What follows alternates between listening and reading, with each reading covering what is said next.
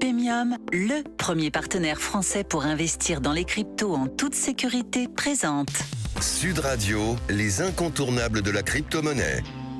Thomas Binet. Bienvenue dans ce nouvel épisode d'Oser Investir, les incontournables de la crypto-monnaie. Nous sommes avec Thomas Binet, notre spécialiste sur Sud Radio, des sujets d'investissement et de placement. Thomas, on entend de plus en plus parler de tokenisation des actifs, mais concrètement, de quoi s'agit-il exactement ? Eh bien Philippe, la tokenisation consiste à représenter un actif réel ou financier sous forme de tokens émis sur une blockchain. Chaque token correspond à une fraction de cet actif et peut juridiquement être converti en un droit réel sur celui-ci. Alors par exemple, le capital d'une société peut être tokenisé, chaque token représentant une action ou une part de l'entreprise. Quel est l'intérêt principal de cette transformation ?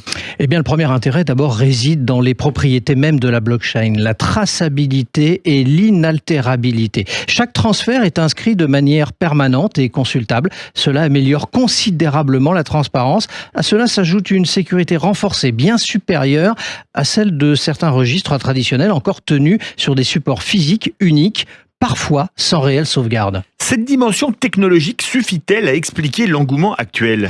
Non, loin de là. La tokenisation, Philippe, permet également de fractionner les actifs. Alors, une action coûteuse peut être découpée en unités beaucoup plus petites, ce qui améliore la liquidité et rend l'investissement accessible à un plus grand nombre. Mais surtout, elle permet de réduire le recours aux intermédiaires traditionnels chargés de la conservation et du transfert des titres, ce qui entraîne une baisse significative des coûts de transaction. Concrètement, cela signifie que chacun pourrait gérer ses investissements directement ? Absolument. Les actifs tokenisés peuvent être conservés dans des portefeuilles numériques accessibles depuis un ordinateur ou un téléphone. Il s'agit d'une véritable mise à jour technologique des marchés financiers qui abaisse fortement les barrières à l'entrée et introduit une concurrence nouvelle pour les acteurs traditionnels comme les banques et les courtiers. La tokenisation concerne-t-elle uniquement les actions cotées ? Pas du tout, Philippe. En revanche, et en théorie, presque tous les actifs peuvent être tokenisés. Actions, obligations, parts de fonds, œuvres d'art ou encore, bien sûr, les biens immobiliers. La condition essentielle est l'existence d'un cadre juridique clair, garantissant que le détenteur du token dispose bien de droits opposables sur l'actif sous-jacent. Justement, comment cela se traduit-il dans le cas de l'immobilier ? Alors pour l'immobilier, Philippe, chaque token représente une fraction de la valeur du bien et donne droit par exemple à une part des loyers ou du produit de la revente.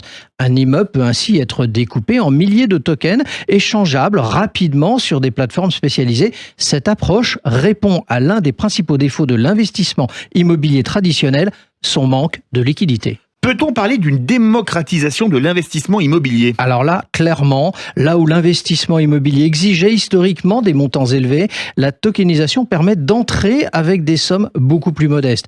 Elle favorise aussi la diversification en donnant accès à plusieurs projets, parfois situés dans différents pays, sans les contraintes de la détention directe. La blockchain permet en outre d'automatiser la distribution des loyers ou certaines décisions collectives grâce au smart contract. Et du côté des crypto-monnaies, comment s'inscrit la tokenisation ? Alors certaines crypto-monnaies, Philippe, peuvent être représentées sur d'autres blockchains sous forme de tokens dits encapsulés. C'est le cas par exemple de Bitcoins utilisables sur d'autres réseaux. Ce mécanisme est souvent utile pour interagir avec des smart contracts.